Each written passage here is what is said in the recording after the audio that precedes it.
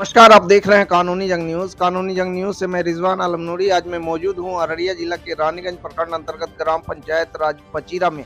आइए जानने का प्रयास करते हैं इस पचीरा के पैक्स अध्यक्ष से इनका परिचय और इनके पंचायत की समस्या। महोदय, मेरे कानूनी जंग न्यूज़ चैनल पे आपका स्वागत है। जी, बहुत-बहुत धन्यवाद, आपको भी स्वागत। मेरा नाम नरेश पोद्दार हुआ, मैं वर्तमान में भी पैक्स अध्यक्ष पचीरा का हूँ।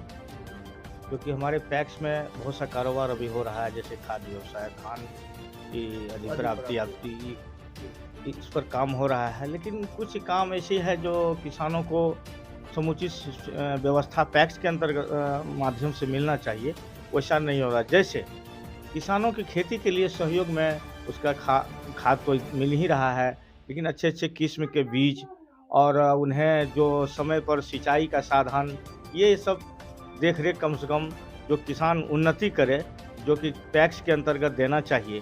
दूसरी है, समय-समय पर उन्हें पैक्स के माध्यम से ऋण भी मुहैया कराना चाहिए, जो कि किसानों को आगे आने में सहूलियत होगा और ताकि पैक्स का भी एक बहुत बड़ा ये होगा कि पैक्स के माध्यम से हमें ये सुविधा मिल रही है। इत्यादि बातों पर जो है, जैसे पीडीएस अभी नहीं है, अगर पीडीएस रहता तो हम लोग अच्छे सेवा और लोगों को करते, जो कि गरीबों को अच्छे मूल्य पर अनाज भी मुहैया कराते। जो गरीब मान लीजिए कि अभी जो हैं बेचारे और उन्नति पर जाते, उनका समस्या का समाधान होता। तो इन सब बिंदु है और हम चाहेंगे सरकार से आग्रह करना कि पैक्सों में जो है, जैसे कृषि यंत्र दिया गया, लेकिन किस क्षेत्र के लिए कैसा भी कृषि यंत्र का उपयोग होना चाहिए, इसका सर्वे नहीं हुआ। इकट्ठे बीट करा करके दे दिया, लेकिन किस क्षेत्र के लिए क्या चीज़ उपयोगी है, जैसे मक्का प्रोसेसिंग का है, जैसे कि उसका कटाई का है, बिजाई का है, बुनाई का है, तो क्षेत्र के हिसाब से अगर पैक्स का अध्यक्ष से या वहाँ के गणमान्य लोगों से या पदाधिकारियों से इस तरह से मंतव्य लिया जाता, उसके साथ किया जाता, तो ये बहुत ही अच्छा होता और सहयोग होता।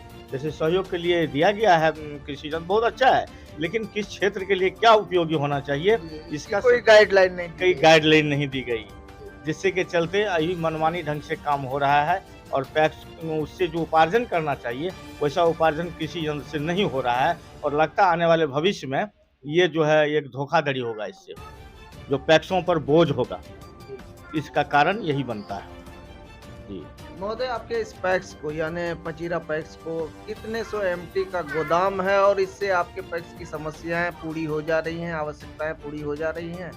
पूरी तो नहीं होती, क्योंकि क्षेत्र बड़ा है, किसानों का धान उपज अधिक होता है और 200 एमटी का मेरे पास है, जो आईसीडीपी से मिला है, और 100 एमटी का हमारे पास पुराना गोदाम है, जो कि जर्जर स्थिति में अभी है और इसलिए उसमें काम नहीं हो पा रहा है ढंग से।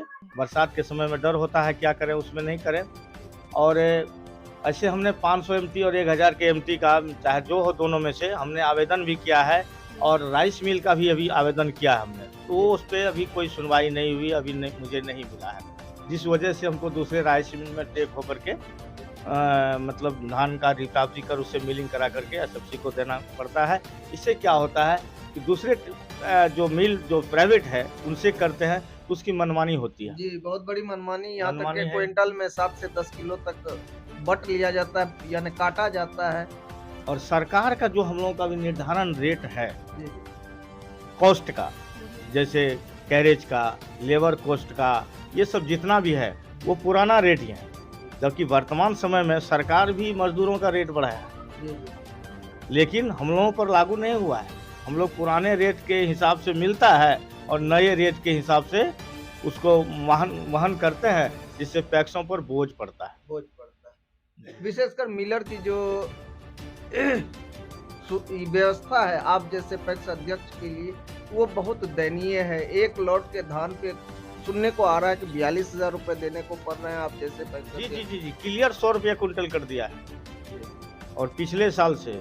और जब पदाधिकारी लोग भी हम लोगों से मंतव्य लेते हैं कुछ, लेकिन मिल टेकिंग कर देते हैं अपने अनुसार से, कहाँ सुविधा हो, कहाँ उसको अधिक कॉस्ट आ रहा हो या कम आ रहा हो, उस पर कोई विचार नहीं। उदाहरण ले लीजिए, इस बार हमारा नज़दीकी राइस मिल रानीगंज में है और उसना का जो सरकार का मंशाएँ हैं, उसना भी उपलब्ध हुआ है, लेकिन यहाँ हमारे पैक्स 10 किलोमीटर है, लेकिन हमें अभी 35 किलोमीटर दूरी पर फारिशन कर दिया जाना पड़ रहा है।